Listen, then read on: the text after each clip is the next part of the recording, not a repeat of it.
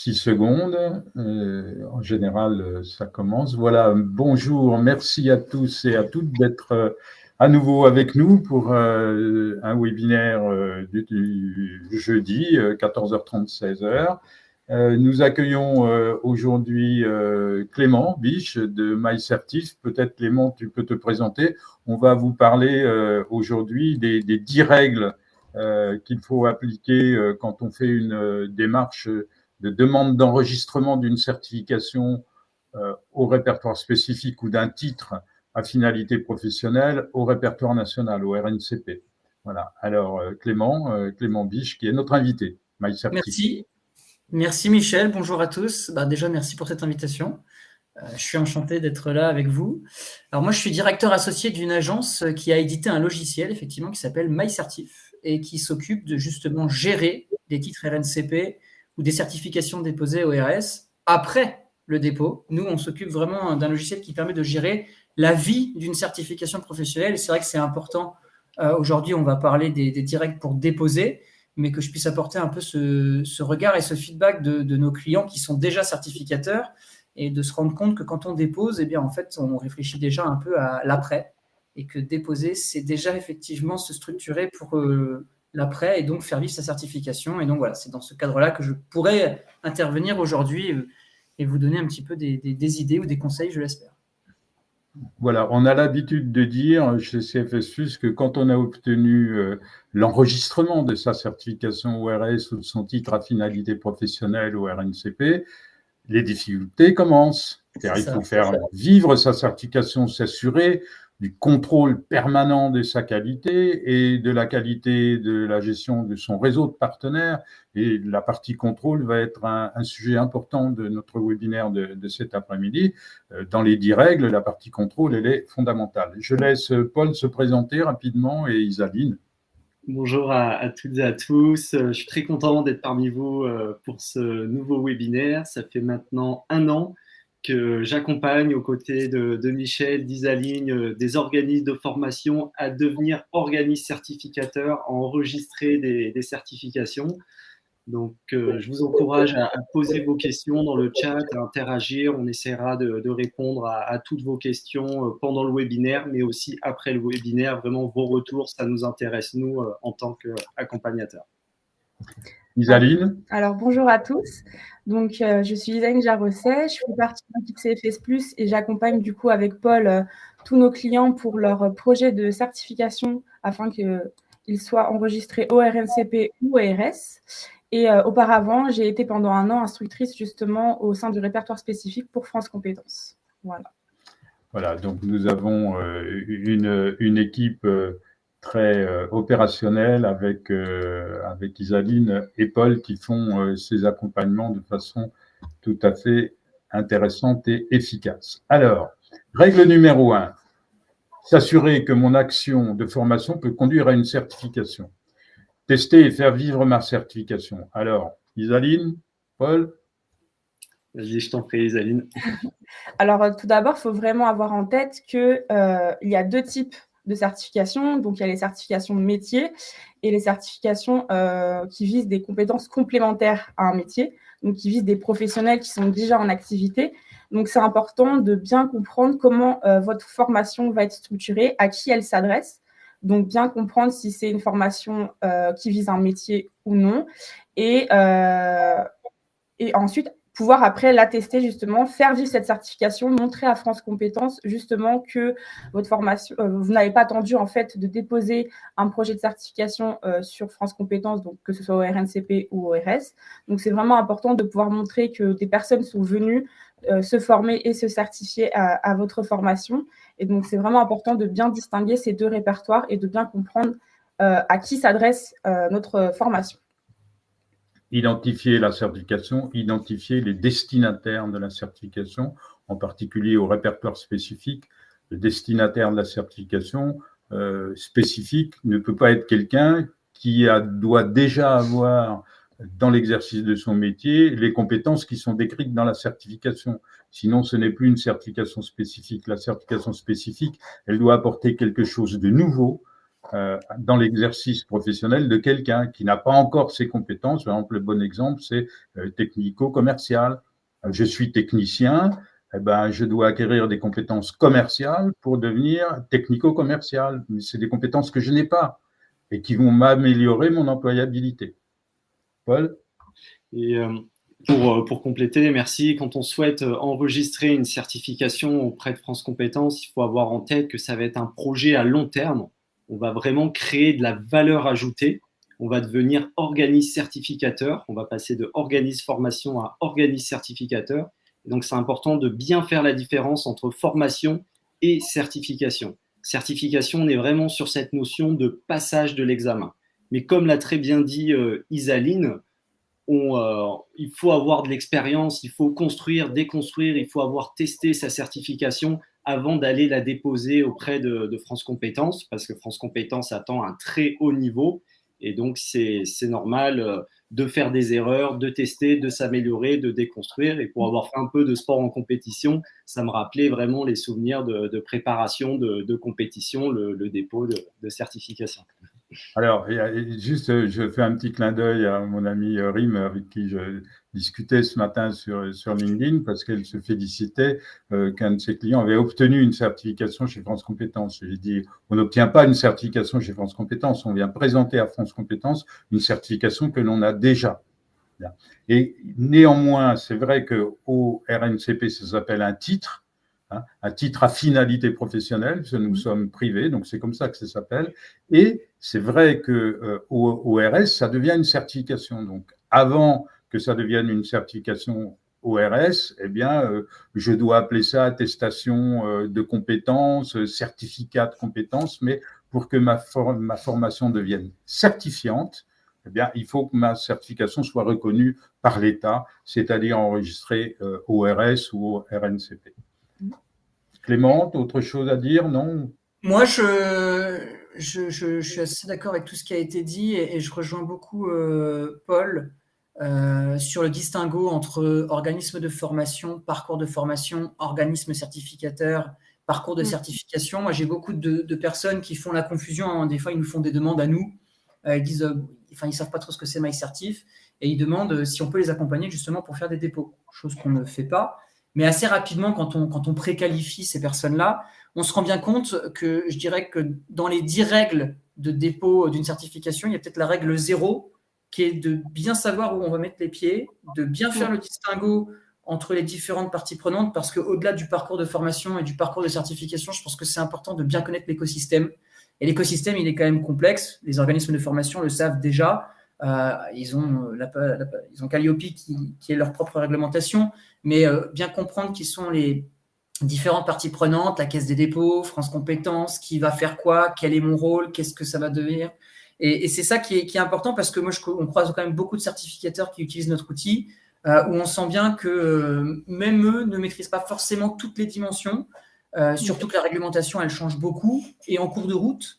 Et donc, aujourd'hui, je pense que c'est de bien comprendre, avant même de se lancer, de bien définir, de bien avoir compris quel est l'écosystème et est-ce que je peux déposer et pourquoi je voudrais déposer. Et finalement, un peu, alors Paul, tu disais un peu comme dans les sports de combat, moi je le voyais plus effectivement quand j'accompagne même des jeunes sur des mémoires ou autres, sur la définition d'objectifs. C'est-à-dire, quelque part, la règle 0, c'est déjà de définir les objectifs de pourquoi j'aimerais être organisme certificateur, qu'est-ce que ça va changer, qu'est-ce que ça va m'apporter de plus. Et c'est toute cette relation au CPF, au chiffre d'affaires, etc., qu'il faut bien cadrer, bien comprendre où on va et pourquoi on veut le faire. Je pense que ça paraît peut-être bête, mais essentiel, parce que je pense que ça va conditionner tout le reste, y compris lors du dépôt, de comment je vais raconter mon histoire. Voilà. Alors, pour compléter ce que dit Clément, c'est aussi comment je m'implique dans le futur de ma certification, comment je vais la faire vivre et comment je vais contrôler les sortants, ce qu'ils deviennent, comment je vais faire des enquêtes pour savoir à quoi leur a servi la certification, etc. Et puis, on vous fera dans le cours du webinaire aujourd'hui, tout à l'heure, des explications sur la différence fondamentale de communication qu'il doit y avoir entre ma certification et les différents parcours certifiants qui peuvent conduire à ma certification. Parce que je vais le redire peut-être plusieurs fois, mais il y a 3 types de parcours certifiants. Il y a le parcours de formation qui peut être une formation initiale ou continue. Il y a le parcours d'alternance qui peut être un parcours alternant avec un contrat de professionnalisation ou un contrat d'apprentissage. Et puis, il y a un 3e type de parcours qui est la mise en valeur des acquis que j'ai déjà. Et là, pour ça, j'ai la VAE, mais j'ai aussi la candidature individuelle. Hein, et il y a 10% à peu près des certifications qui sont attribuées par candidature individuelle, ce qui est quand même une donnée importante. Hein. 10%, c'est beaucoup. Voilà. Alors, donc, je dois réfléchir à mon ingénierie de formation, mais mon ingénierie de certification, elle est forcément différente. Et je dis souvent, regardez le diplôme d'État infirmier, infirmière, c'est 3 ans d'études. Ah, pendant les 3 ans d'études, des évaluations formatives, vous en avez toutes les semaines, hein, des partiels sur ceci, sur cela. Bon, on évalue vos connaissances pendant les 3 ans. Il n'empêche que quand vous regardez ce qui est au RNCP, c'est 10 compétences. À la fin, on regarde si vous êtes capable de faire les 10 choses qui sont décrites dans ces 10 compétences. Alors, bien évidemment, vous êtes incapable de faire ces 10 choses si vous n'avez pas les connaissances nécessaires pour le faire. Hein, si vous vous trompez de fiole parce que vous avez mélangé les couleurs, eh ben, vous risquez de tuer quelqu'un. Bon, voilà, c'est comme ça. Donc voilà, il faut faire la séparation entre mon ingénierie de formation et mes évaluations formatives et l'évaluation de certification, qui est une évaluation de compétences. Et ce n'est pas la même chose.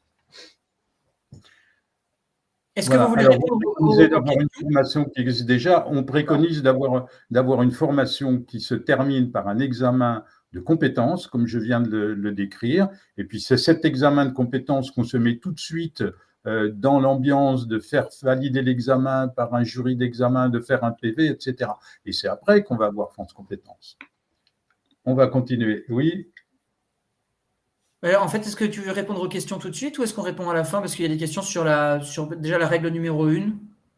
On peut répondre tout de suite, oui. Est-il possible? Oui, alors, tu veux répondre à la question de Hakim, c'est ça, hein? Non, mais je pense que les 2 questions-là qui ont été posées sont intéressantes. C'est que finalement, comme effectivement, vous avez parlé de partir d'abord de la formation avant de voir si on peut déposer et devenir certificateur. La question qui était posée, 2 questions. Une première, c'est finalement, est-ce que vous préconisez d'avoir une formation qui existe déjà? Ou si on n'a pas de formation qui existe, est-ce qu'on peut déposer une certification à France Compétences? Et dans ce cas-là, comment ça s'orchestre? Et la 2e question qui est liée, est-ce que c'est possible d'être un organisme de formation qui possède sa propre certification, bien qu'il y en existe déjà, plus ou moins, déposé à France Compétences? Bien, alors je peux répondre à la 2e question avec l'exemple d'une grosse société que je ne citerai pas, que nous avons accompagnée, qui a créé un nouveau métier qui n'existait pas. Ce métier est apparu. Et quand on s'est séparés, je leur ai dit, vous pouvez vous attendre à avoir des candidats, des concurrents. Bien. Et 2 ans après, effectivement, il y a une nouvelle école qui a redéposé exactement le même métier avec le même nom. Voilà. Personne n'est propriétaire d'une compétence et personne n'est propriétaire d'un métier. Donc, une compétence est écrite, vous pouvez reprendre exactement le même titre, mais votre certification devra être différente. Et c'est pourquoi il y a cette obligation quand on dépose, et même pour les personnes qui ont déjà des RNCP, de faire les comparaisons entre blocs de compétences. On va vous en parler après. Hein. Mais parce que je peux dire, tiens, ce bloc de compétences que j'ai moi, il est équivalent à peu près, il est comparable à ce bloc de compétences qu'a tel certificateur, et c'est si quelqu'un a déjà ce bloc de compétences de tel certificateur, je vais pouvoir lui enlever ou évaluer son bloc de compétences par une VAE ou un examen spécial, ou bien lui valider son bloc de compétences. Voilà. Hein. En tout cas, ce que l'on dépose, en particulier au RNCP, je rappelle qu'au RNCP, je dois arriver avec au moins 2 cohortes de sortants et montrer ce que ces personnes sont devenues après 6 mois, après 1 an pour la première cohorte, et au moins après 6 mois pour la deuxième. Donc, il y a eu un petit problème technique. On a perdu Michel, mais je vais enchaîner sur ce qu'il disait. Mais effectivement, c'est important. Je pense qu'il faut garder à l'esprit de quand on dépose, il y a cette fameuse note d'opportunité qui doit être déposée pour le RNCP. En tout cas, le reste, je connais un peu moins. Mais sur la partie RNCP, on va faire une note d'opportunité dans laquelle il faut qu'on dise, voilà, j'ai déjà formé 2 cohortes, donc 2 promotions sur 1 an ou sur 2 ans qui ont eu ces résultats-là. Et qui sont effectivement rentrés dans l'emploi et qui ont tel poste. Et donc, ça me légitime éventuellement à demander à déposer cette certification parce que j'ai déjà des acquis. Et donc, il faut arriver avec ces acquis-là pour pouvoir déposer parce que cette note d'opportunité, sinon, on ne va rien pouvoir y amener, on ne va pas trop prouver grand-chose. Michel, voilà, peut-être suivant.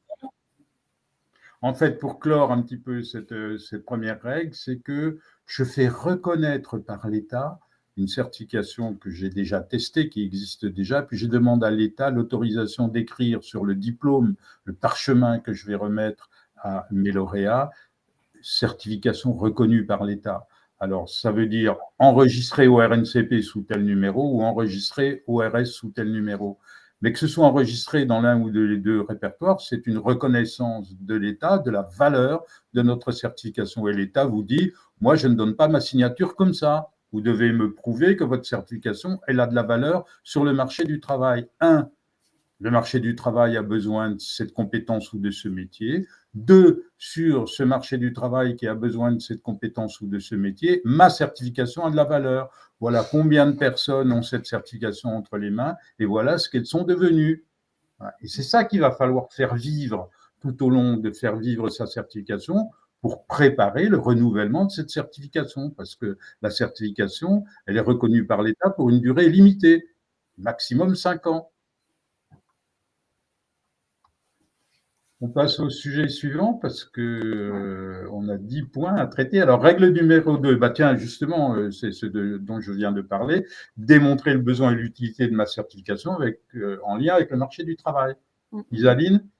Oui, tout à fait. Donc, c'est vraiment important, par exemple, au RNCP et au RS, de bien montrer que les compétences que vous allez viser sont bien en adéquation avec le marché du travail. Donc, au RS, ça se traduit par la note d'opportunité, justement, qu'il va falloir venir sourcer, illustrer par des études, des articles, justifier aussi par les témoignages que vous allez apporter. Donc, c'est vraiment pour ça que c'est important d'avoir déjà une formation qui existe déjà, puisqu'après, il va vous être demandé de fournir des témoignages d'entités utilisatrices et ou d'anciens candidats. Donc, c'est là l'importance de pouvoir montrer que justement des personnes sont venues se former et peuvent venir justifier des compétences visées par votre certification et qu'ils les mobilisent aujourd'hui quotidiennement dans leur activité professionnelle. Et donc, il faut bien réfléchir justement pour le RS à votre public cible. Donc, ce sont des professionnels qui sont déjà en activité, aux prérequis, puisque tout le monde ne peut pas venir justement passer la certification puisqu'on vise des professionnels qui sont déjà en activité. Et pour le RNCP, vu qu'on vise un métier, il est vraiment important aussi de bien venir justifier le niveau que vous allez attendre de votre certification. Et après, évidemment, donc, ce besoin et l'utilité de votre certification se traduit du coup aussi par les lettres de témoignage et l'importance de faire vivre votre certification. Alors, pour la question, la note d'opportunité existe-t-elle aussi pour le RS? Elle existe surtout pour le RS. Ouais. En fait, c'est au RNCP qu'elle n'existe pas parce que le marché du travail est démontré d'une manière différente avec les cohortes, etc. Mais il y a quand même au RNCP comme au RS les lettres de témoignage d'entités utilisatrices, c'est-à-dire d'entreprises qui ont recruté ou qui vont recruter des personnes ayant les compétences décrites.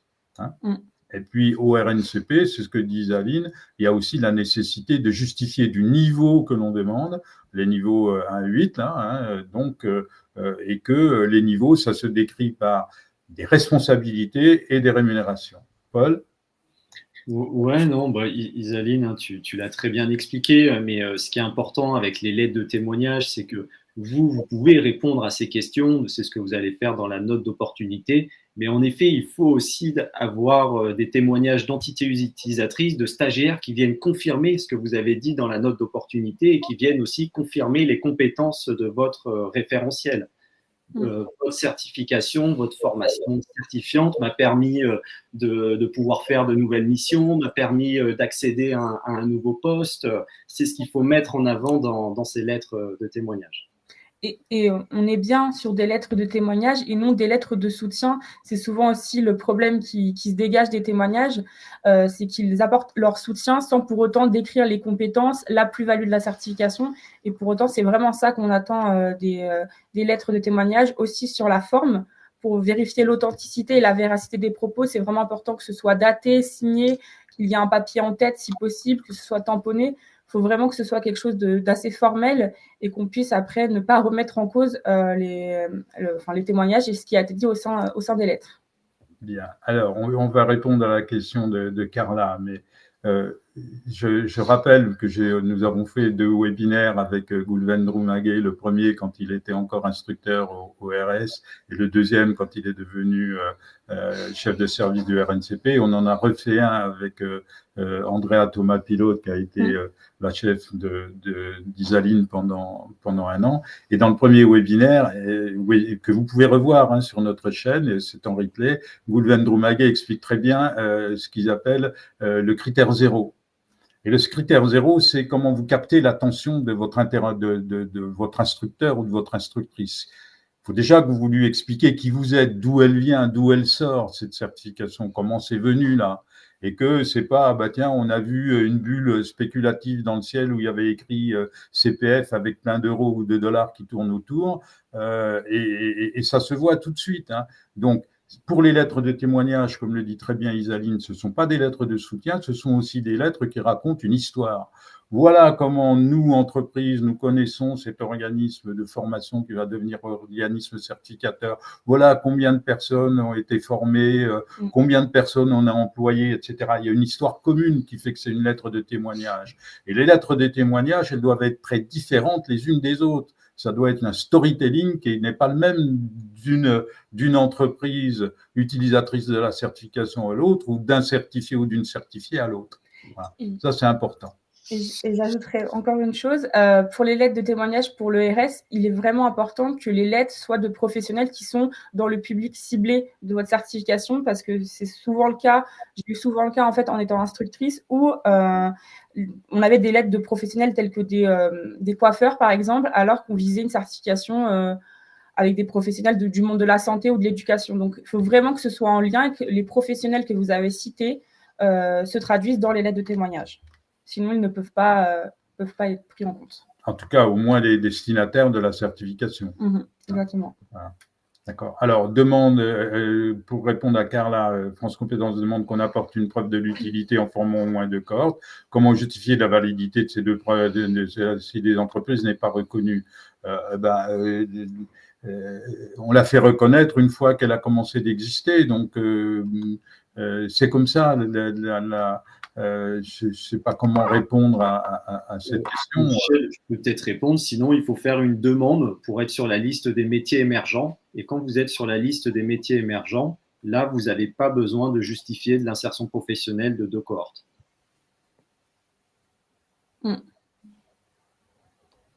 Alors après, moi, j'ai eu d'autres cas de figure de ce type-là. C'était des organismes de formation qui étaient partenaires d'un organisme certificateur et qui ont accompagné sur la partie formation à cette certification. Et donc, ils ont formé un certain nombre d'apprenants. Et puis, un jour, parce que le certificateur n'est plus certificateur ou parce qu'eux-mêmes décident qu'ils pourraient devenir aussi certificateurs parce qu'ils ont quelque chose d'autre à apporter et puis qu'il y a de la place pour être 2 sur ce sujet-là, en fait, ils décident de déposer. Et à ce moment-là, ils peuvent quand même, est-ce qu'ils peuvent réutiliser les cohortes qu'ils ont formés pour un certificateur? C'est une question qui m'a déjà été posée. En tout cas, ils ont un vivier d'apprenants, normalement, qu'ils ont formés. Je ne sais pas si vous avez la réponse à cette question. Oui, c'est-à-dire que bon, on a formé des personnes, on leur a donné un certificat de, alors on n'a pas le droit de l'appeler titre à finalité professionnelle puisqu'il n'est pas encore reconnu, mais un certificat de compétence d'un métier de diagnostiqueur immobilier. Bon, et voilà, ils vont commencer à exercer leur travail de diagnostiqueur immobilier. Bon, le morceau de papier qu'ils ont entre les mains pour l'instant n'est pas reconnu par l'État, mais ça les empêche pas de trouver du travail. Ils ont fait ce qui est important de comprendre, c'est qu'ils ont passé un examen qui a été validé par un jury d'examen qui est indépendant. Et on va revenir sur la règle suivante, une des règles suivantes, qui est justement la constitution du jury. C'est-à-dire mon examen, je l'ai passé par un jury indépendant et c'est pas un formateur qui m'a donné une attestation de fin de formation. C'est pas du tout la même chose, hein. Alors, au RNCP, c'est ça qu'on demande. Montrez-moi que vous avez mis en place un examen, qui a un référentiel pour passer cet examen, quelles sont les règles de passage de l'examen, que l'examen a été bien validé par un jury d'examen, lequel est un jury indépendant. C'est-à-dire il y a au moins 50% de personnalités extérieures au certificateur qui ont validé l'examen. Voilà, on en reparlera tout à l'heure. Voilà. Alors, comment justifier la notion de cohorte pour une formation individualisée en blended learning? Eh bien, comme pour du présentiel, je vois pas très bien la différence. Alors, démontrer la valeur d'usage d'un certificat RS qui n'existe pas encore, eh bien, non, on n'attend pas la validation de FC pour mettre en vente sa certification. On met en vente sa formation en disant elle va se terminer par un examen avec un jury d'examen et vous aurez un certificat de compétence, ce qui n'est pas une attestation de fin de formation. On évaluera vos compétences seront évaluées. Et après, on ira dire, regardez, on a commencé d'évaluer les compétences des personnes que nous avons formées. Je vous renvoie à l'indicateur 5 de Calliope. La formation doit être opérationnelle. Comment elle est opérationnelle? Je juge de la valeur opérationnelle de ma formation par une certification, un examen de compétences. Alors, mon examen de compétences, avant d'être une certification enregistrée au RS, elle s'appelle certificat d'aptitude, elle s'appelle ce que vous voulez, mais elle ne s'appelle pas attestation de fin de formation. Alors, combien de témoignages idéalement? 4, 5 Oui, voilà, 4, 5 d'entités utilisatrices, 4, 5 d'anciens stagiaires. En fait, il n'y a pas vraiment de nombre, c'est pas vraiment la quantité qui va vraiment faire la différence, c'est la qualité des lettres. Voilà. Les meilleures certifications peuvent avoir 4 lettres en tout. C'est vraiment le contenu des lettres, vraiment ce lien avec le référentiel de compétences et que ce soit bien des professionnels qui soient visés par la certification. Bien, alors, je vous arrête tout de suite sur le mode d'évaluation d'un QCM, parce que pour France Compétences, un QCM, c'est une évaluation de connaissances. N'est-ce pas, Madame l'instructrice? Oui, alors le QCM peut être accepté tant qu'il est adossé après avec une mise en situation concrète, un cas concret, mais une mise en pratique. La théorie est acceptée, mais ça ne peut pas être la seule évaluation pour une certification, ça c'est sûr. Oui, je peux faire un QCM sur quelques règles juridiques qui peuvent être vérifiées. Tiens, je parlais du diagnostiqueur immobilier. Il faut quand même qu'il démontre qu'il est capable de faire des diagnostics, qu'il a les compétences pour le faire. Mais on peut lui faire un petit QCM sur quelques règles juridiques, sur les normes applicables ou je ne sais quoi. Pourquoi pas? Mais ça ne peut pas être que du QCM. Les QCM, c'est pendant l'évaluation formative. Évaluation de connaissances, on est sur une évaluation de compétences. Qu'est-ce que vous savez faire? Quels sont les gestes et les postures professionnelles que vous devez avoir pour faire ceci ou cela? On passe au sujet suivant, parce que c'est bien de répondre aux questions, mais une formation management avec une compétence complémentaire, est-ce possible? C'est difficile de répondre à votre question, il faut étudier votre projet, mais en tout cas, c'est possible au RS, oui. Oui, il est interdit de réutiliser des cohortes d'un autre certificateur si on a utilisé un RNCP, oui, c'est évident. Les cohortes appartiennent au certificateur. Oui. Et tous les organismes de formation qui sont partenaires d'un certificateur pour préparer une certification ne peuvent pas se revendiquer des cohortes qu'ils ont préparées. Ces cohortes, elles appartiennent au certificateur. Oui, Clément. C'est effectivement la question d'avant, ça c'était de dire, moi j'ai souvent eu le cas où on m'a posé la question, un organisme de formation me dit je vais déposer, c'est bon, j'ai des cohortes puisque j'ai déjà formé pour un certificateur dont j'étais le partenaire, mais non, il est interdit d'utiliser les cohortes. Bien sûr. il n'y a qu'une possibilité, c'est d'avoir une lettre de l'organisme certificateur qui vous cède la cohorte. Maintenant, si l'organisme certificateur vous cède la cohorte, il ne pourra pas réutiliser cette cohorte pour renouveler sa certification. Hein? Voilà, donc ça, c'est la seule règle, c'est la seule possibilité de dire j'ai formé une cohorte de 30 personnes, le certificateur vous cède ces 30 personnes, mais il ne pourra pas réutiliser ces 30 personnes pour son renouvellement. Ces 30 personnes sortent de ces cohortes. Voilà. Alors, comment fait-on pour faire une demande d'inscription sur la liste des métiers émergents? Je vous invite à nous appeler parce que ce n'est pas le sujet de cet après-midi, mais c'est la liste des métiers émergents, c'est en général les branches professionnelles qui déposent un métier émergent, ou bien alors ce sont des regroupements d'entreprises. On a le cas de plusieurs entreprises qui sont se regroupées ensemble, qui ont proposé un métier pour être sur la liste des métiers émergents. Et ce métier a bien été sur la liste des métiers émergents. Et puis, le dépôt RNCP de ce métier émergent a été fait par ce groupe d'entreprises qui se sont mises ensemble. Alors, est-ce qu'un public en reconversion professionnelle est entendable pour une certification RS? C'est un grand sujet. Alors, je vous remercie Valérie pour cette question. J'étais lundi à la journée nationale du CICFI où j'intervenais dans une table ronde avec le ministère du Travail et la directrice générale d'Acto. Et puis l'après-midi, nous avons eu Guillaume Houzel du ministère de l'enseignement et de la formation professionnelle, le ministère de Carole Grandjean, qui nous a dit que, avec sa collègue Linda de Barmini, j'écorche son nom, pardon, mais en tout cas, ils nous ont expliqué que la reconversion professionnelle était une priorité du gouvernement. Alors, je les ai interpellés dans une intervention en leur disant que je suis un peu étonné, dans ce cas-là, d'avoir des remarques d'instructeurs ou d'instructrices France Compétences qui nous disent « vous avez trop de gens en reconversion professionnelle dans vos cohortes ORS ». Ouais. Voilà. Donc, je vous transmets ça, c'est quelque chose qui est appelé à évoluer. Voilà. Parce qu'on ne peut pas avoir un ministère du Travail qui nous dit les reconversions professionnelles, c'est une priorité, puis le même ministère du Travail de l'autre côté, avec France Compétences, qui est le ministère du Travail, qui nous dit, moi, je ne veux pas entendre parler de reconversion professionnelle dans un dépôt ORS. Enfin, ça me paraît être contradictoire, mais c'est un débat intéressant. En tout cas, c'est en évolution possible. Voilà. Alors, on passe à la règle numéro 4, et puis on reprendra les questions après. Alors, les compétences professionnelles de ma certification. Paul, Isaline, je parle trop. Vas-y, Isaline, je t'en prie. Alors oui, du coup, c'est ce qu'on disait tout à l'heure, il faut bien différencier la formation de la certification, puisque la certification, c'est vraiment réfléchir en compétences professionnelles et non en connaissances, en savoir-être. Donc, c'est vraiment important de bien faire ce distinguo et de bien différencier la formation de la certification et des évaluations aussi formatives et certificatives. Donc, on en a un petit peu parlé en amont tout à l'heure, mais effectivement, une certification, c'est vraiment une évaluation certificative, donc par une mise en situation pratique.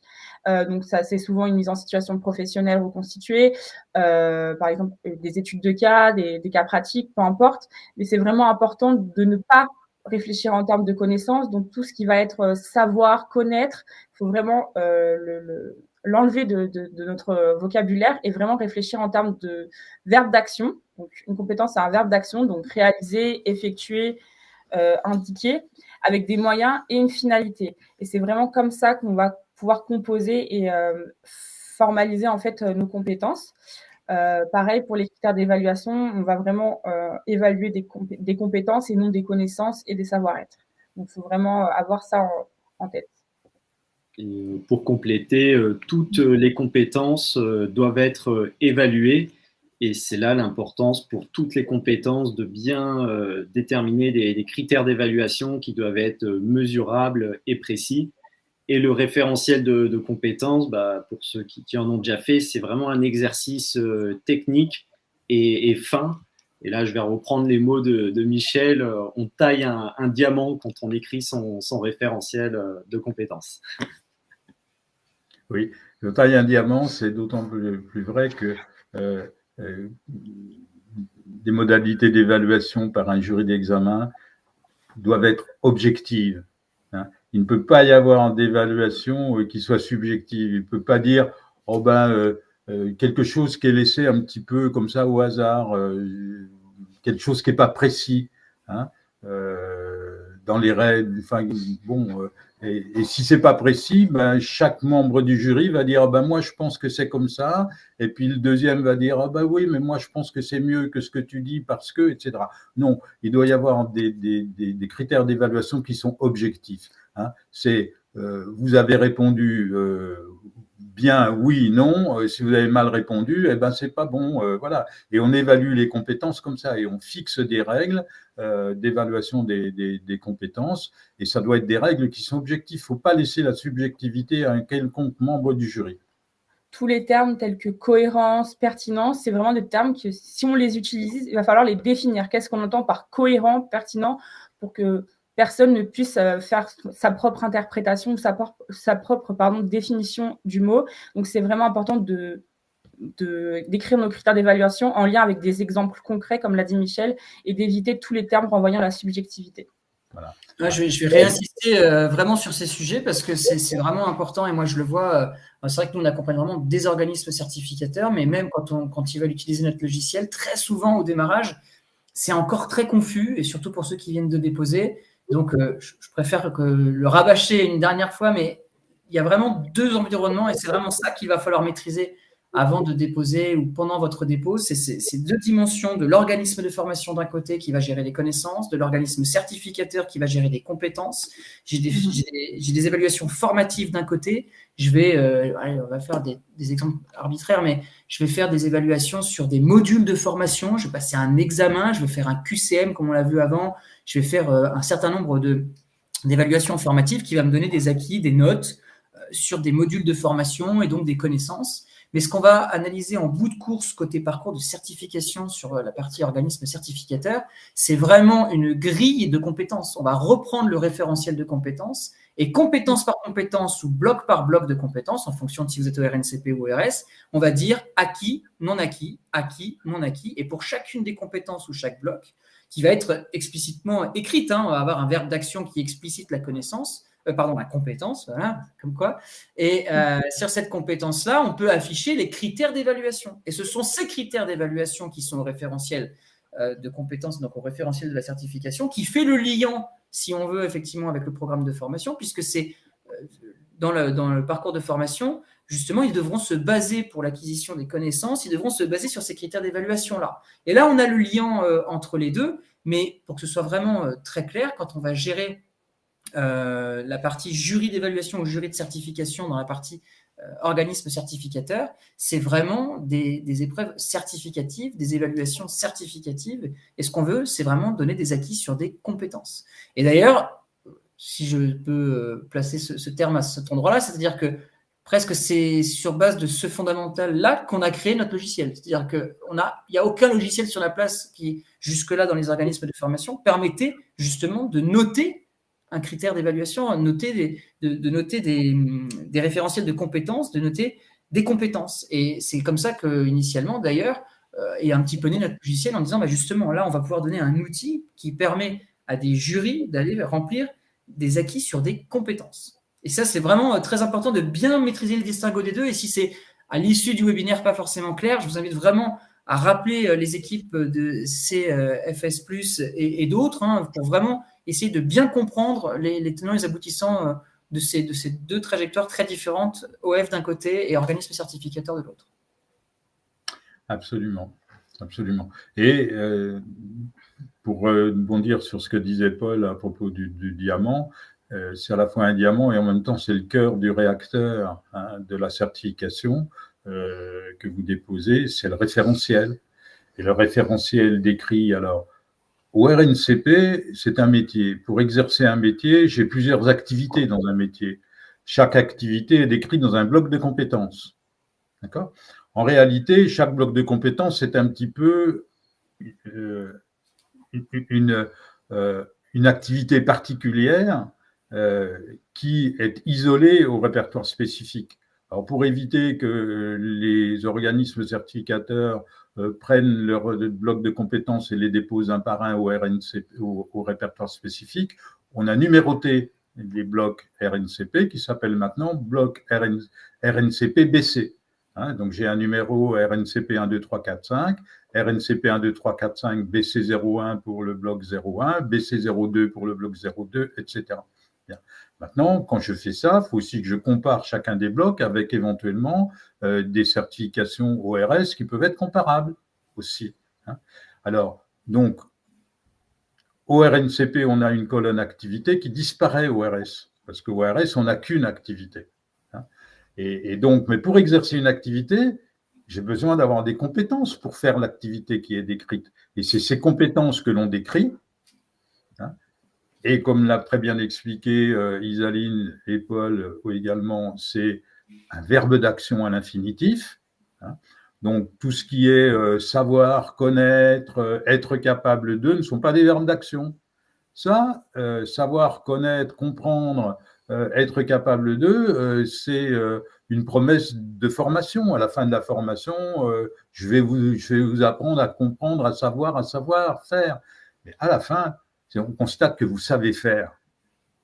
Et pour savoir faire, il faut savoir avant. Mais on a évalué vos savoirs pendant la phase formative, ce que j'ai déjà dit avec le diplôme d'état infirmière. Voilà, pardon, je m'égare un peu, mais non, voilà. Très bien. Hein, c'est très important de comprendre ça. Dans le référentiel, on a des compétences, verbe d'action à l'infinitif, faire quoi, comment, de quelle façon, avec quels moyens, et surtout dans quel but. Voilà. Et puis, il faut qu'on ait, alors Goulven nous avait expliqué, commencer par faire une lecture verticale de votre référentiel. Est-ce que j'ai bien toutes les compétences qu'il faut pour faire l'activité qui est décrite? Est-ce qu'il n'en manque pas une? Puis une fois que j'ai bien fait ce travail-là, de bien faire verticalement tout ce qu'il est nécessaire de faire pour être capable de faire cette activité, alors je vais décrire comment je vais évaluer. Et puis une fois que j'ai décrit ce que je vais évaluer et comment, je vais dire, voilà mes critères d'évaluation. Et les critères, encore une fois, ne peuvent pas être des critères subjectifs.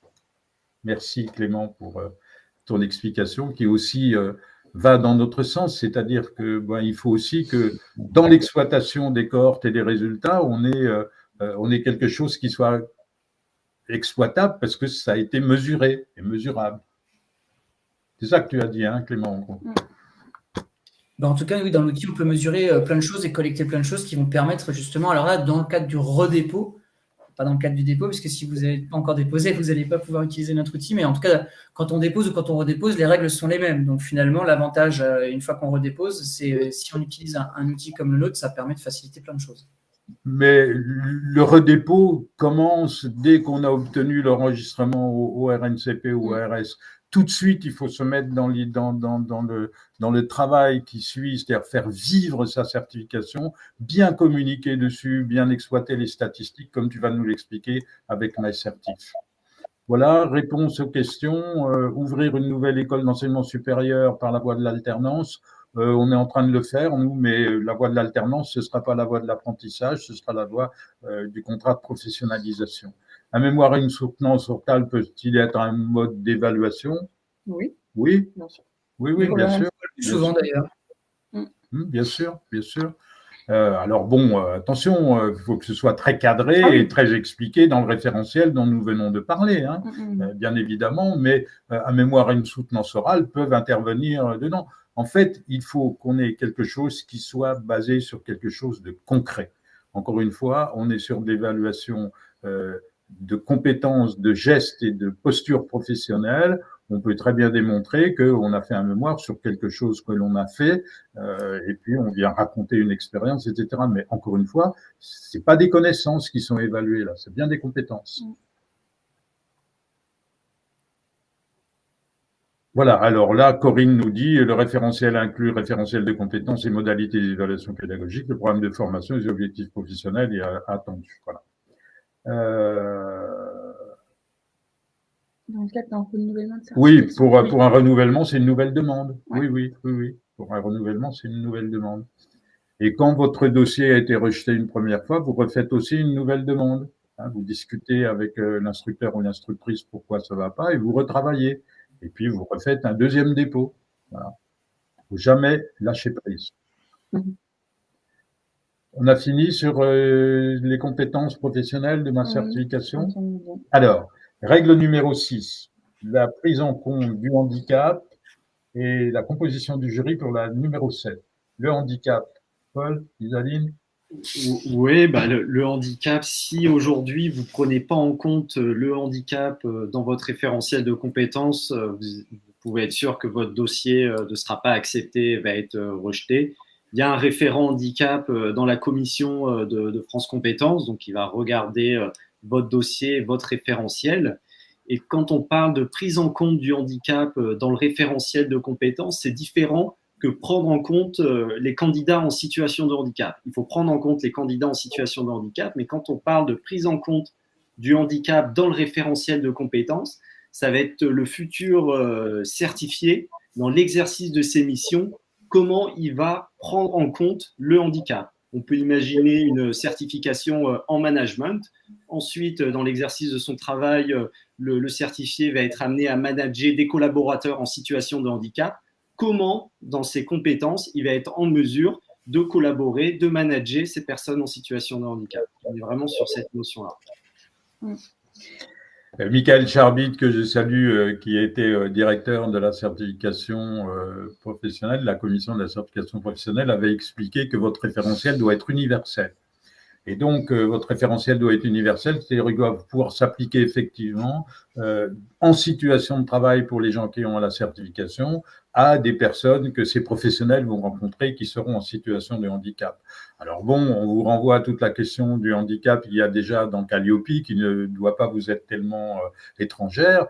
On ne vous demande pas de décrire ce que vous allez faire face à tel ou tel handicap, parce que par définition, vous n'en savez rien, mais simplement d'avoir l'attention, comment vous décrivez le fait que les personnes, quand elles vont être en situation, qu'est-ce qu'elles vont pouvoir faire, sur quoi, quel réseau elles vont pouvoir s'appuyer, etc., pour aller trouver des solutions pour répondre à cette situation de handicap. Et là, on rejoint un peu Calliope, et c'est plutôt une bonne chose.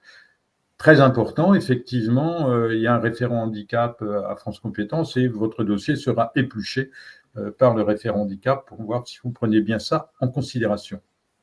Je me permets de rajouter un tout petit point sur la question du handicap, c'est commencer aussi à vous intéresser à comment vous allez travailler la RSE, la responsabilité sociale et environnementale des entreprises. Parce que pour l'instant, il n'y a pas de décret sur le sujet, parce que si on vous prend la prise en compte aussi du handicap et qu'il y a une note de France Compétences sur cette question-là, c'est parce qu'il y a un décret qui traite de la question du handicap. Il n'y a pas encore de décret sur la RSE, mais ça pourrait bien venir. Voilà, donc anticipez ça et intéressez-vous à la question du RSE dans la façon dont vous déposez même s'il n'y a pas de référent RSE, c'est intéressant, même du point de vue de la certification, de se pencher sur cette question de la responsabilité sociale et environnementale de l'entreprise. Prise en compte du handicap, est-ce que ça veut dire qu'on doit avoir une compétence ou des critères d'évaluation en ce sens? Alors oui, en fait, les deux sont possibles. On peut très bien avoir des compétences qui sont écrites en intégrant la prise en compte du handicap ou tout simplement plutôt le décrire dans les critères d'évaluation. Les deux sont possibles, les deux se font. Après, c'est à vous de voir comment l'activité de votre certification, comment les compétences peuvent amener le handicap dans votre certification, mais les deux sont possibles. Pour chacune des compétences, faut répondre de façon adaptée et encore une fois objective. Il faut que ce qu'on écrive soit aussi mesurable et voilà.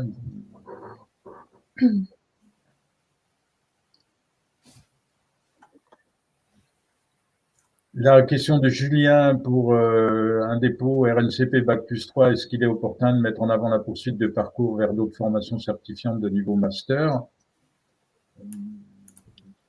Je sais pas. Non. Il ne faut pas qu'il y en ait trop, Ouais. C'est encore une question de dosage. C'est quand même votre certification, elle est orientée vers un métier et une mise en situation professionnelle. Ouais. Donc voilà, on n'est pas dans un système universitaire, on n'est pas dans des évaluations de connaissances, donc on est orienté sur le marché du travail et pas sur le marché de la. Donc voilà, c'est un peu compliqué. Alors je corrèle ça, je vais corréler cette réponse aussi à la question de Ah bah oui, mais France Compétences évalue, quelquefois on a des discussions avec certaines instructrices ou instructeurs en disant « Oh oui, mais regardez, les personnes qui ont eu votre certification, elles sont pas, vous avez demandé un niveau 6 et elles sont pas à niveau 6, elles sont à niveau 4 ou niveau 5, au niveau 5. » Mais il faut prendre en compte, là, c'est du côté de France Compétences, que quelqu'un qui est jeune, qui sort avec notre certification, il va pas être embauché tout de suite avec le niveau de responsabilité qui est attesté par la certification. On va commencer par le tester, cette personne, lui confier des responsabilités inférieures à celles qu'il semble avoir par sa certification. Et c'est au fur et à mesure qu'il va grandir et monter en compétences. Et c'est pour ça que il faut avoir un œil constant sur l'évolution professionnelle de vos certifiés, principalement au RNCP. Hein. Il commence à un niveau 5 et puis, ah bah tiens, 6 mois après ou 1 an après, il est passé à un niveau 6. Et puis après, tiens, bah, il fait des études supérieures pour, voilà, c'est-à-dire le passage tout de suite à une étude supérieure est un peu un handicap parce qu'on n'est plus sur le marché du travail. La composition du jury. Oui, alors la composition du jury, donc il faut bien avoir en tête il peut y avoir deux sortes de jurys. Donc il y a le jury d'évaluation qui lui va évaluer le niveau de maîtrise des compétences par le biais de grilles d'évaluation et le jury de certification qui lui va rendre sa décision finale et va décider ou non, si oui ou non, la certification va être attribuée au candidat. Souvent au RS, on a un seul et même jury qui évalue et certifie les candidats, mais c'est possible de bien distinguer ces deux jurys-là. Et dans ce cas-là, il faudra bien distinguer aussi leur rôle. Pour les deux, que ce soit le jury évaluateur ou certificateur, il faut qu'il y ait minima 50% de personnes qui sont externes à l'organisme et à la certification. Ça permet vraiment de permettre l'impartialité, la neutralité et l'objectivité du jury. Donc voilà. Au moins 50% du jury est extérieur à l'organisme certificateur. Par ailleurs, vous avez la possibilité d'avoir des partenaires de formation ou de parcours certifiants, parce que votre partenaire, ça peut être un organisme de formation initiale ou continue, mais ça peut être aussi un partenaire d'apprentissage, un CFA. Hein. Ça peut aussi être un partenaire de parcours de VAE, pourquoi pas, hein, un architecte de parcours, comme on dit maintenant pour la VAE. Bon, voilà, vous pouvez avoir des partenaires et puis vous pouvez avoir, on a un dépôt en cours pour un dossier où il n'y a qu'une seule voie d'accès, c'est la candidature individuelle. Dans le dépôt de ce dossier, bon, il est en cours de traitement par France Compétences, mais on a bien validé avec France Compétences que l'on pouvait déposer avec une seule voie d'accès, candidature individuelle. Et c'est tout à fait possible, parce que c'est destiné à des personnes qui sont déjà en situation de travail, déjà en emploi, et qui vont montrer qu'ils ont les compétences pour faire ce qui est décrit dans la certification. Bon, eh ben, je peux avoir des partenaires qui vont aller vérifier un peu partout en France la compétence réelle en candidature individuelle de ces personnes. On est un peu dans le monde associatif et c'est tout à fait possible de faire ça. Donc, on va avoir des partenaires. Bien. Il faut, je rappelle juste que les partenaires que l'on choisit, on a des partenaires habilités à former et puis des partenaires habilités à former et à évaluer. On a deux types de partenaires. Hein. Donc, les partenaires qui sont habilités à former et évaluer, bah, qu'est-ce qu'ils évaluent et est-ce qu'ils certifient? Non, c'est le certificateur qui le certifie. Le certificateur va vérifier que l'évaluation a été faite, qu'il n'y a pas de favoritisme, qu'il n'y a pas de tricherie, etc. Parce que c'est le certificateur qui est responsable de sa certification. Hein. Ce n'est pas l'organisme de formation partenaire. Alors ça, c'est extrêmement important et je pense que c'est capital de remettre vraiment le doigt dessus. Et là, c'est vraiment dans les fondamentaux de notre outil. Hein. Pour le coup, MyCertif ne servir qu'à ça, presque, à piloter un réseau de partenaires, mais surtout à piloter la certification et ma certification. Et je m'assure, à travers l'utilisation de l'outil, que en fait, je vais contrôler tous les éléments. Et donc, la composition du jury en fait partie. C'est que dans un outil comme le nôtre, on va créer des jurys, mais on ne peut pas créer un jury avec une seule personne. Puisque la loi dit qu'il en faut 2 et puis qu'il en faut 50% minimum qui soient hors de l'entreprise, hors de l'organisation. Et donc, on ne peut pas mettre en jury de certification un évaluateur qui aurait rempli en jury d'évaluation la grille d'acquis sur les compétences. C'est autant de verrous que, en fait, le logiciel MyCertif permet de de gérer et en fait gère la réglementation et ça permet aussi de se libérer un peu l'esprit quand on est un organisme certificateur parce que justement, il est responsable et tu le disais Michel, il est responsable de vérifier et nous, ce qu'on essaye de faire avec notre outil, je crois qu'on a réussi d'ailleurs, au-delà d'essayer, c'est qu'on ne veut pas faire un outil qui permet après coup de vérifier, c'est qu'on fait un outil qui verrouille et qui permet de dire, voilà, moi si quelqu'un est en jury de certification, je suis assuré que tous les éléments ont été correctement remplis de son parcours de certification, y compris le jury d'évaluation, et que le jury a été composé des bonnes personnes dans les bonnes règles de ce qui est attendu par France Compétences. Et c'est ça, la liberté d'esprit qu'on essaye d'apporter, de dire on ne va pas vérifier après coup ou mener des audits lorsqu'on sera contrôlé. C'est qu'on va configurer un outil qui va parfaitement respecter ce qu'on a déposé. Et donc, c'est là où, lors du dépôt, c'est très important et c'est capital d'avoir conscience quand on devient certificateur et quand on fait un dépôt à France Compétences qu'il y a la réglementation à France Compétences, il y a des règles de bon sens et des règles étatiques logiques sur la composition des jurys par exemple, mais ce que vous allez déposer, vous allez aussi créer votre propre réglementation.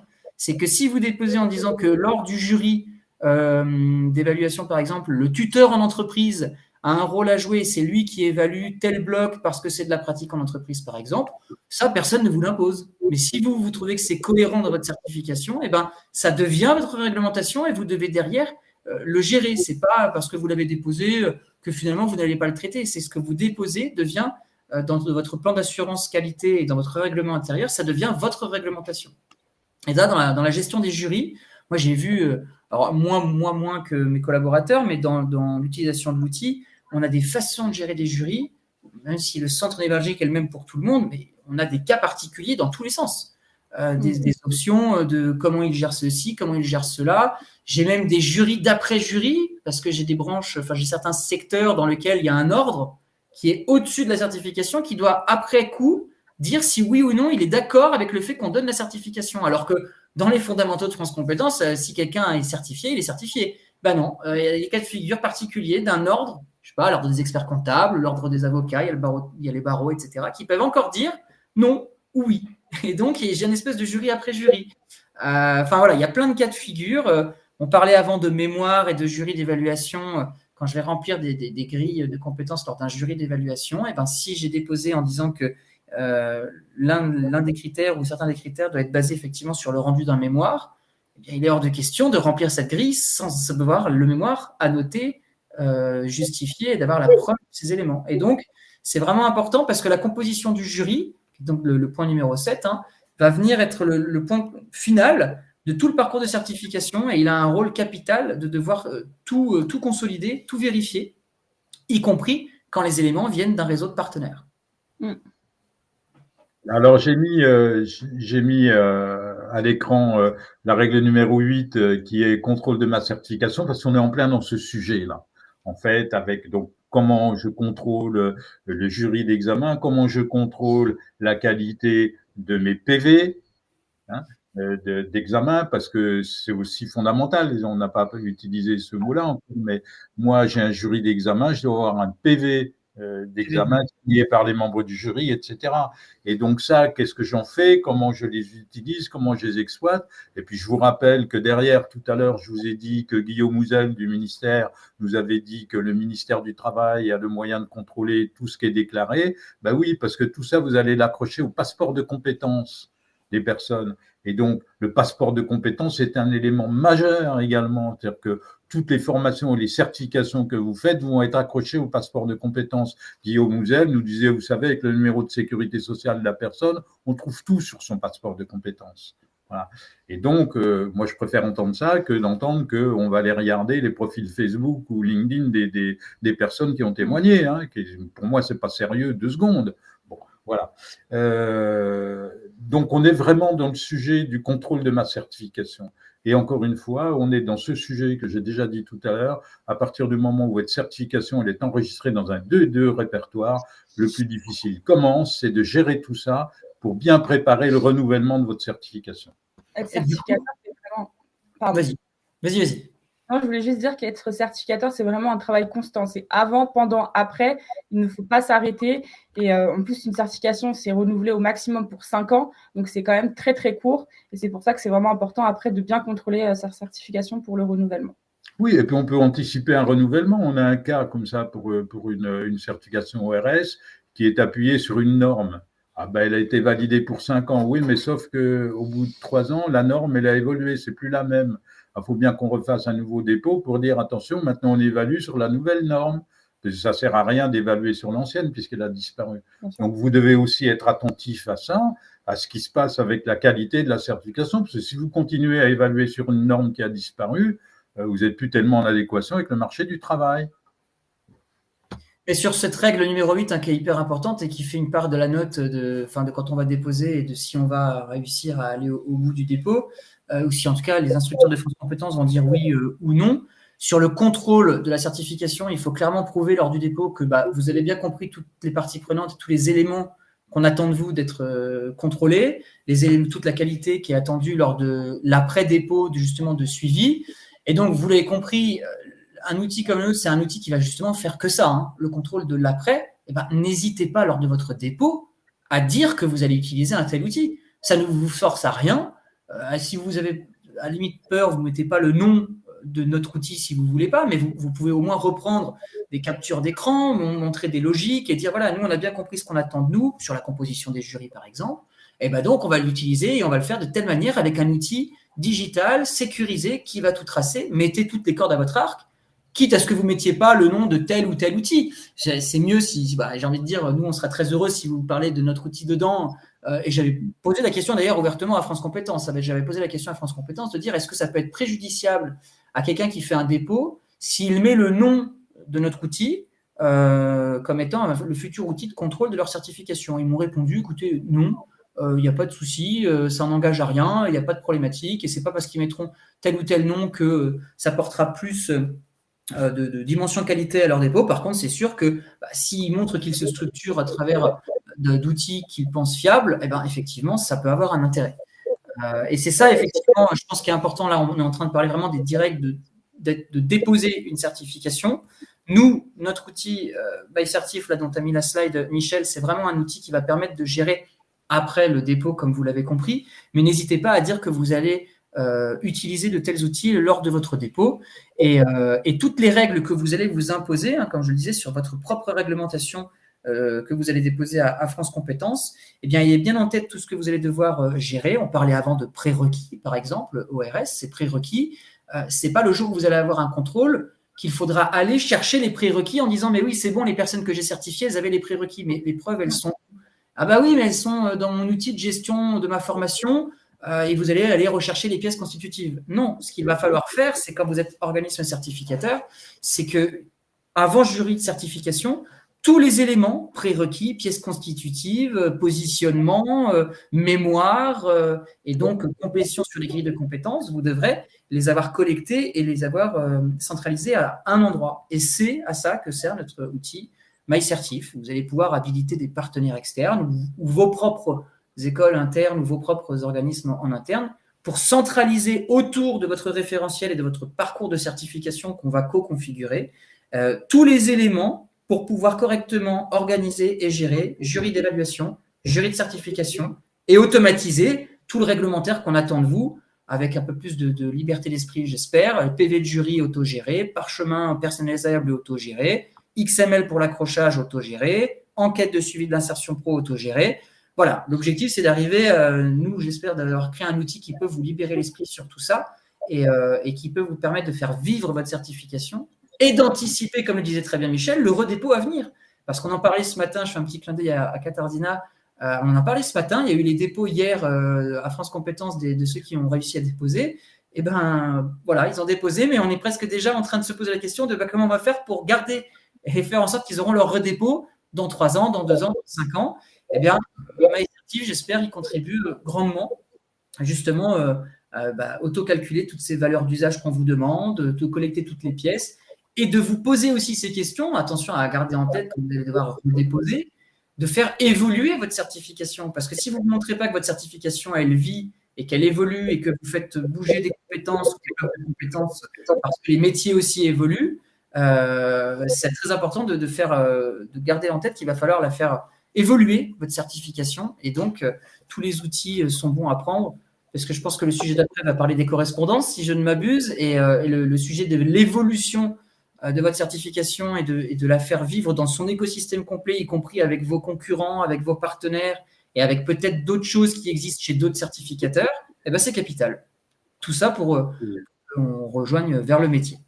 Et pour compléter ce que tu dis, Clément, on est vraiment dans cette notion de démarche qualité. Et quand on est dans cette notion de démarche qualité, il y a la notion de traçabilité qui est fondamentale.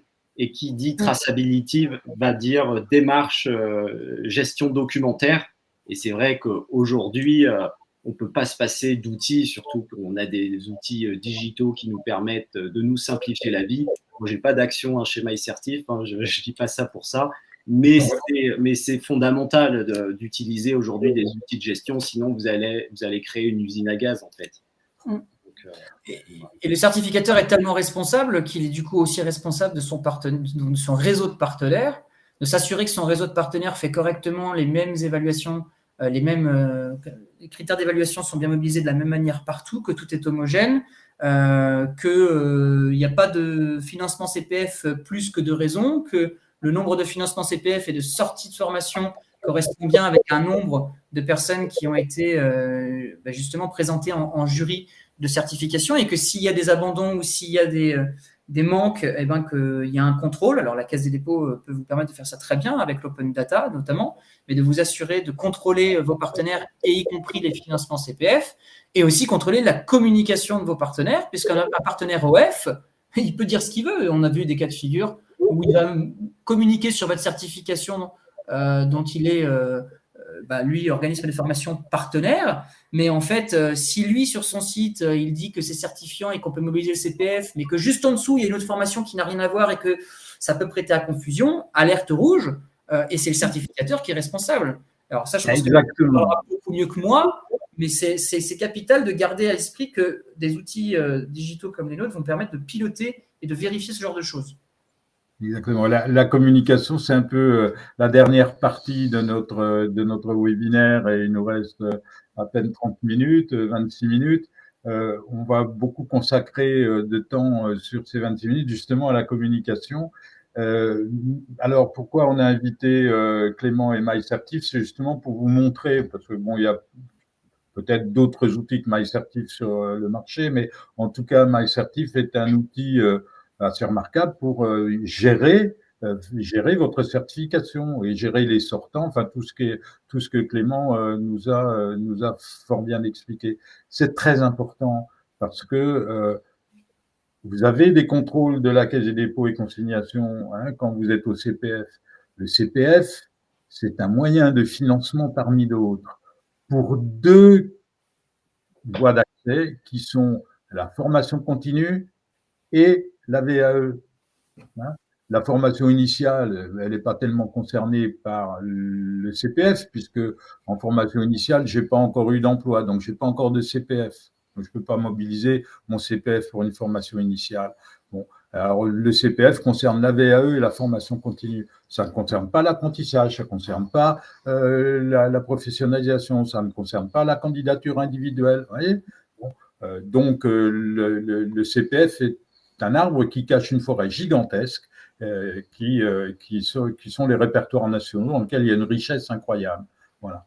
Et donc, nous, on est venu avec mon équipe CFS+, sur dire la priorité, avant le CPF ou avant toute chose, c'est quel est le but de la formation que je vais suivre.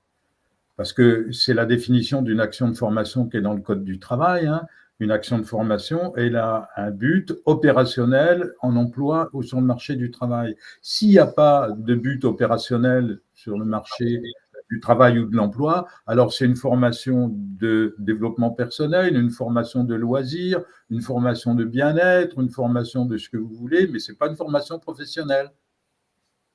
Donc, quand j'ai une certification professionnelle au bout de ma formation, ma formation, j'ai bien une formation professionnelle. Quand elle devient certifiante, elle devient à ce moment-là éligible au CPF, mais elle est aussi éligible par les OPCO, par d'autres financements. Voilà. Pour l'instant, les OPCO n'ont pas encore limité à tout ce qui est certifiant, mais ça pourrait venir un jour. Voilà. Donc la priorité, c'est la certification. On a fini sur MyCertif, Clément? Oui, je pense qu'on peut enchaîner effectivement sur le lien. Nous, une des choses qu'on ne pilote pas dans MyCertif, c'est cet aspect justement communication que les organismes de formation, Voilà. forcément, ils vont communiquer et il faut qu'il y ait ce contrôle de l'organisme certificateur sur la communication de ces organismes partenaires.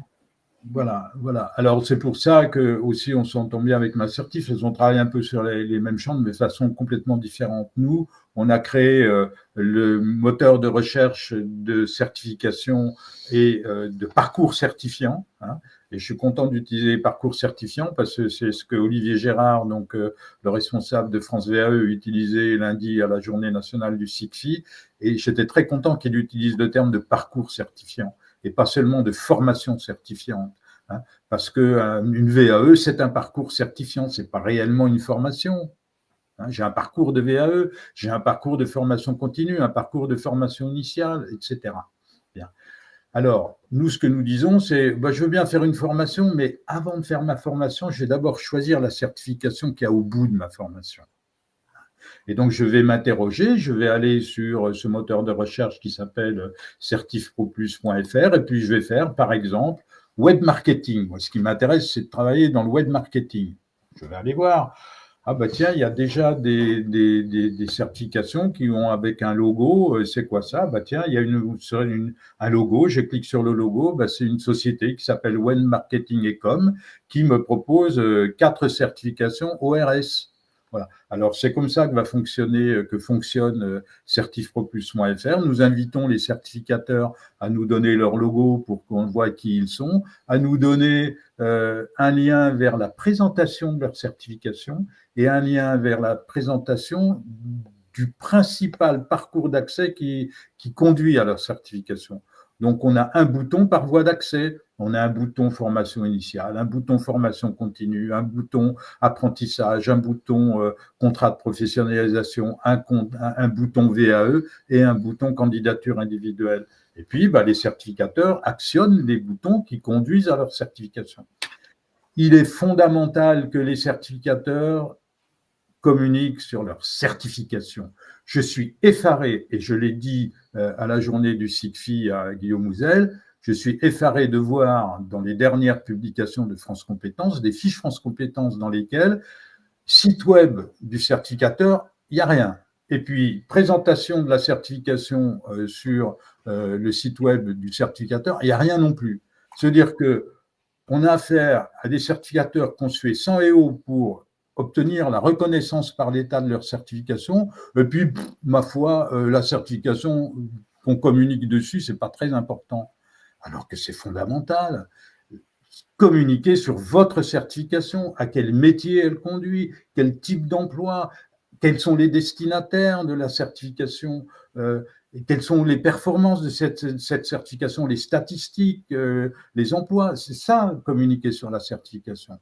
Et après, vous avez une communication différente sur les différentes voies d'accès qui permettent d'accéder à cette certification. J'ai une communication formation initiale. Tiens, voilà la page formation initiale. Tiens, voilà, j'ai une formation VAE, une voie d'accès VAE.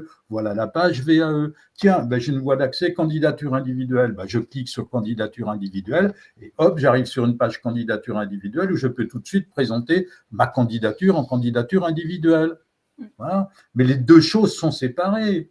Alors, je suis effaré de voir le nombre de certificateurs qui n'ont pas compris ça. Je dis, vous avez une pépite entre les mains, hein, une certification qui est reconnue par l'État, et puis d'un seul coup, moi je vais sur certains, avec CertifProPlus, hein, je m'aperçois, voilà, je vais sur certains sites, j'ai beau chercher la certification, elle n'existe pas. Ah oui, il y a bien une formation, oui, elle est certifiante, oui, il y a le numéro RS. Mais quant à lire ce qu'il y a dans le contenu de la certification, nulle part. Eh bien, tout à l'heure, on vous a parlé du renforcement des contrôles de France Compétences. Eh bien, France Compétences va commencer à s'intéresser à ce sujet. Comment communiquez-vous sur votre certification? Bon, et faire ça, ça aide aussi à gérer les organismes partenaires qui, eux, n'ont pas à communiquer sur la certification. C'est le boulot du certificateur. Eux, ils doivent communiquer sur leur pédagogie, leur formation initiale, leur formation continue, leur VAE, etc. D'accord? Alors voilà, je vous donne un exemple, web marketing. Bon, je vous donne aussi cet exemple-là parce que Web Marketing Ecom, qui est un des acteurs certificateurs qui nous a fait confiance pour commencer à mettre son offre, parce que notre modèle économique, nous, c'est ça, c'est que les certificateurs, on les invite à mettre leur offre certifiante, leur certification et les parcours qui donnent accès. Et puis, les organismes partenaires sont aussi invités à faire la même chose avec leur parcours de formation, leur parcours certifiant. Vous voyez? Alors, bon, Web Marketing et Com fait très bien ça. Web Marketing et Com, c'est un des certificateurs qui a bien séparé sa communication. Il y a bien une page. Voilà la certification, ce que c'est, ce qu'elle représente, les emplois, etc. Et puis, à côté, j'ai une page, la formation, voilà combien elle coûte, voilà combien de temps ça dure, voilà, etc. Et j'ai deux communications qui sont séparées. Et c'est ça qu'il faut faire. Voilà.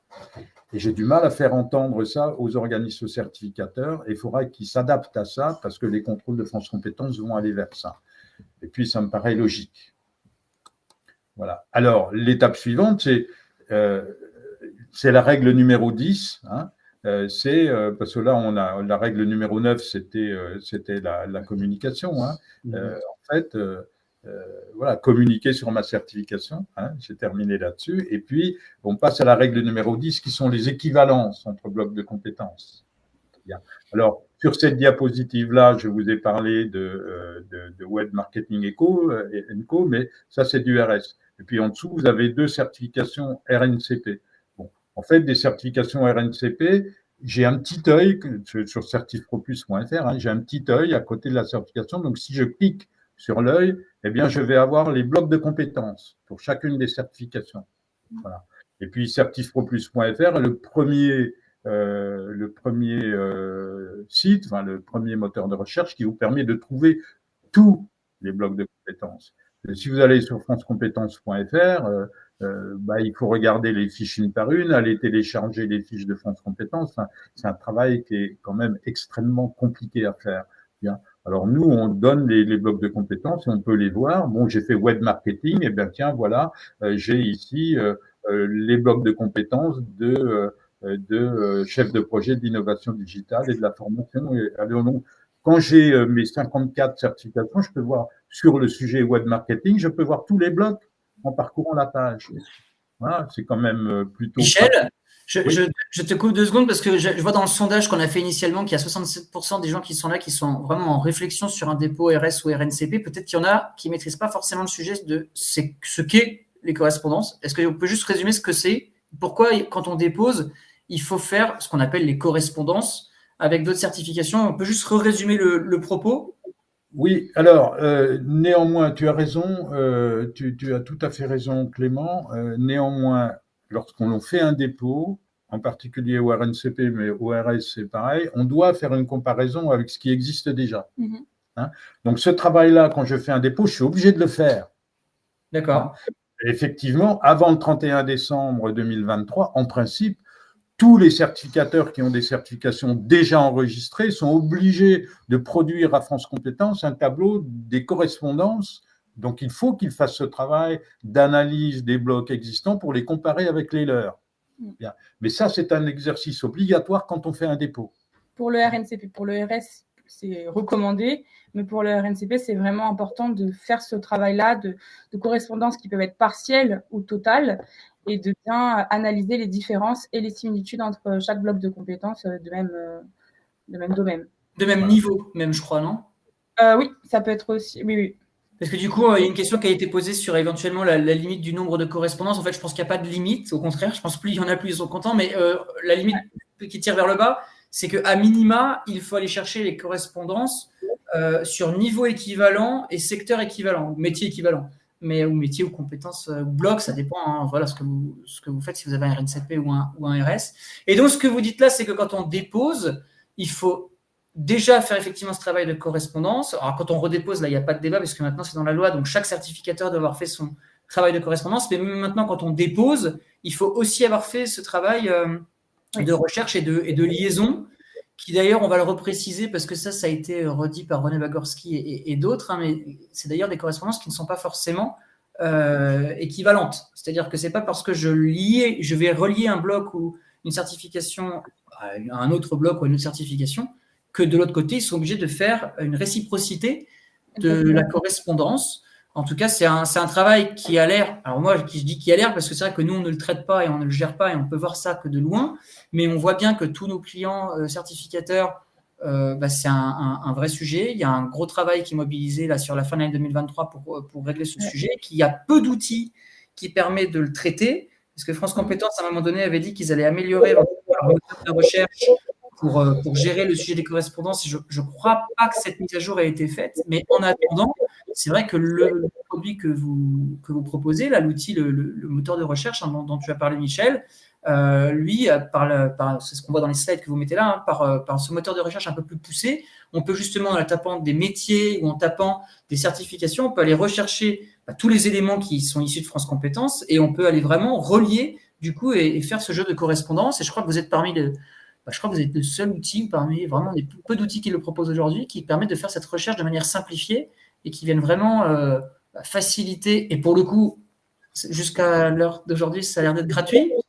Faire la recherche sans être abonné.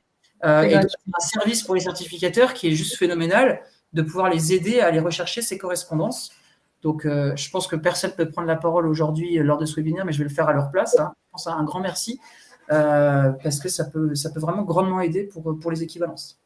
Voilà, alors c'est pour les correspondances, c'est pas des équivalences, on a rejeté le mot équivalence, maintenant ce sont des correspondances en bloc, hein. C'est pas vraiment une équivalence. Alors je vous ai montré, parce qu'il va falloir qu'on termine dans 10 minutes à peu près, mais voilà, quand on a trouvé un bloc de compétences, on clique sur la flèche bloc de compétences et on arrive au bout, et puis on arrive sur la fiche de la certification. Donc ici, je suis sur la fiche chef de projet d'innovation et de la transformation pour TPE-PME, pardon. Je dois avoir le nom du certificateur, les prérequis d'entrée en formation, le niveau, voilà. Et je peux tout voir, le format code, les fiches métiers, le code ROM, etc.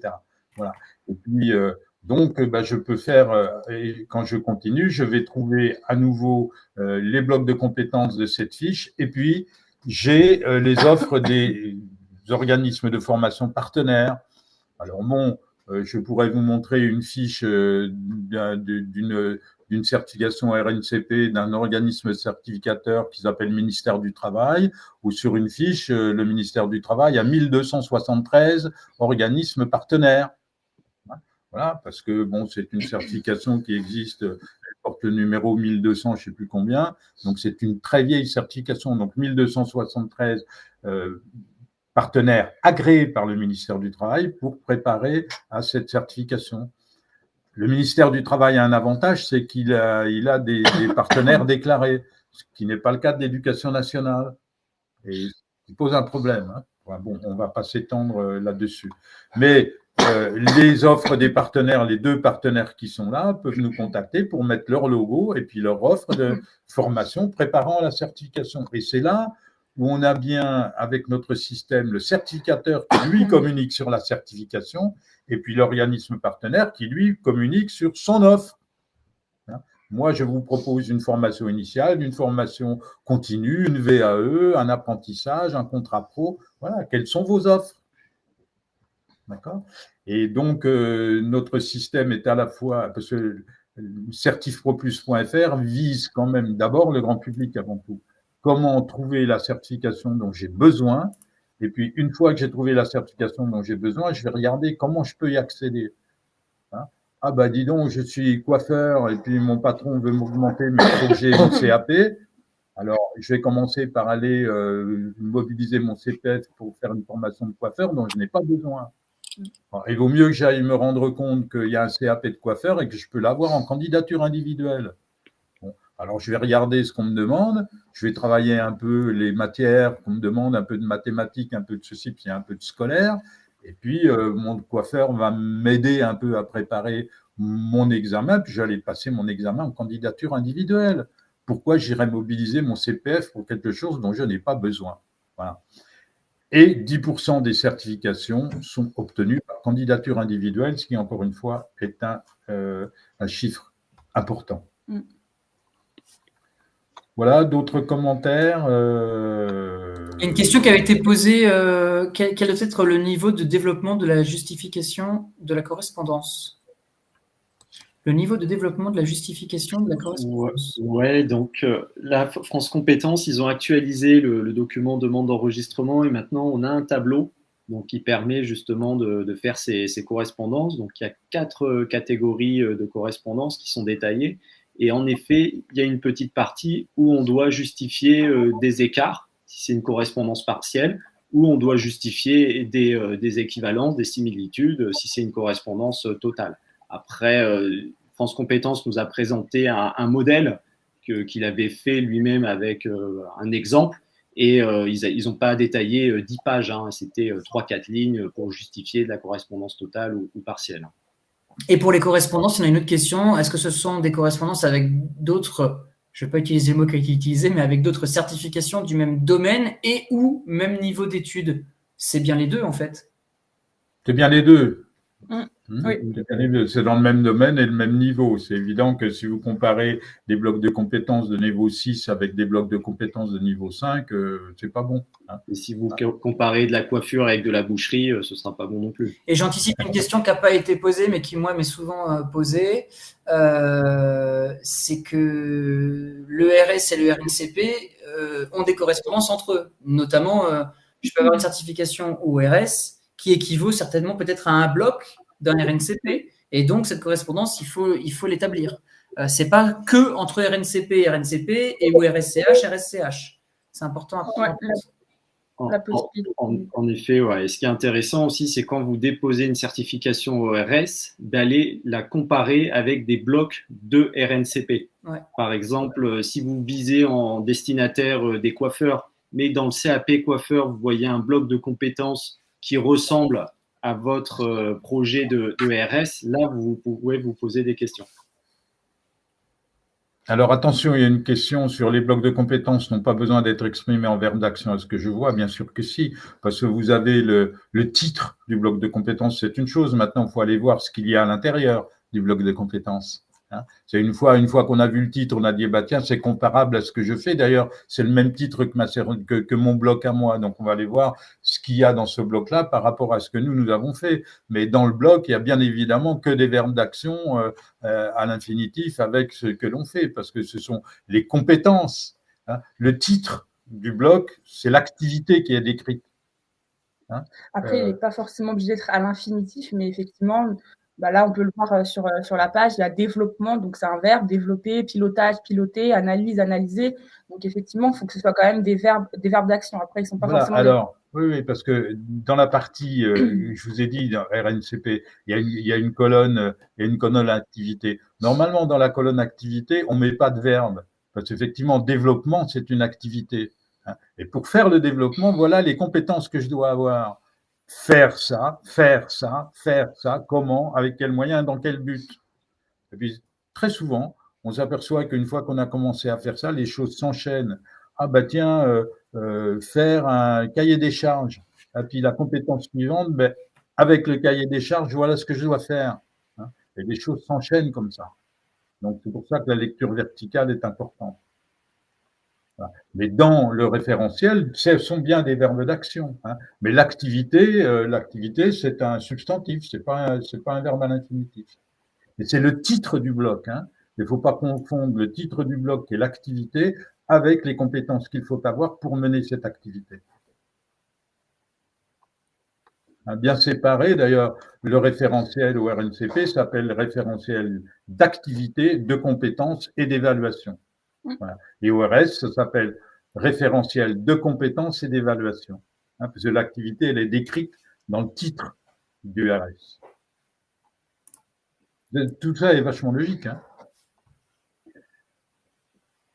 On a terminé, Clément, d'autres commentaires Non, j'en profite qu'il reste 1 minute 30 pour vous remercier déjà, parce que c'est pas tous les jours qu'on a l'occasion effectivement de parler de notre outil et puis de participer à des webinaires intéressants comme ça avec des personnes dont c'est l'expertise de savoir faire des dépôts toute la journée. Donc, merci beaucoup et j'espère qu'on aura l'occasion de refaire ce type d'exercice ensemble. J'espère qu'en tout cas, voilà, on a réussi à répondre à l'ensemble des questions qui ont été posées. Vous avez compris, on aurait pu en parler pendant des heures. Hein. Chaque point était très important et capital. Mais voilà, je pense que, vu de ma fenêtre, j'ai l'impression vous avez bien démocratisé le propos et qu'on est rentré dans des points de détail déjà très qualitatifs. Paul, Isaline? Non, moi je pense qu'on a tout dit. Merci encore Michel et Clément et Paul pour vos interventions et vos informations très pertinentes. Un petit mot de conclusion, Paul? Ouais, merci encore une fois de m'avoir invité pour ce webinaire, toujours très, très intéressant d'échanger avec vous aussi. C'est ça qui est bien dans les webinaires, de pouvoir que vous puissiez poser vos questions, interagir, c'est vraiment bien. Et pareil, n'hésitez pas à nous contacter, même si vous avez des questions après le webinaire, on se fera un plaisir d'essayer d'y répondre. Vous avez bien compris qu'on n'est pas là pour essayer de vous vendre nos prestations. Nous sommes là pour vous éclairer, essayer d'éclairer votre démarche de certification si vous êtes déjà certificateur ou d'envisager de devenir. C'est un petit peu notre but. Vous retrouverez ce webinaire à partir de ce soir ou demain sur Webiteo sur notre chaîne qualité et formation professionnelle.fr. Vous cliquez sur le lien Webiteo avec le très beau nouveau logo de Webiteo et puis vous la retrouverez aussi sur notre chaîne YouTube. Et puis, on vous donne rendez-vous maintenant le 23 novembre pour notre webinaire de novembre, puisque nous faisons un webinaire par mois. Et avec Isaline, Paul et Alexa Rousseau de Veille Formation, nous essaierons d'envisager l'évolution de la réglementation en 2024. Et ça fera suite au webinaire que nous avons fait avec Stéphane Rémy le 10 octobre, avec Stéphane Rémy de la DGEFP et Sabrina Dougados, qui nous ont dit plein de choses. Donc, on va essayer. Puis, il y aura certainement d'ici le 23 novembre l'apparition du décret sur la sous-traitance. Enfin, puis bon, il faudra qu'on aborde quand même aussi l'évolution prévisible du reste à charge du CPF, hein, parce que contrairement à ce que beaucoup de gens disent, le reste à charge, il n'est pas du tout enterré, il est reporté à 2024. Hein, c'est ce que nous a très bien expliqué, en particulier Stéphane Rémy. Donc, c'est intéressant de s'interroger à ce qui nous attend pour la réglementation en 2024. Et en principe, nous ne devrions pas faire de webinaire en décembre et on est en train de vous préparer notre petit programme de webinaire pour la rentrée et on devrait encore vous intéresser avec pas mal de choses. Merci Clément, merci Paul, merci Aline. Et puis merci à toutes et à tous d'avoir été là et d'être restés jusqu'au bout. Merci à vous. Très bonne fin de journée à tous.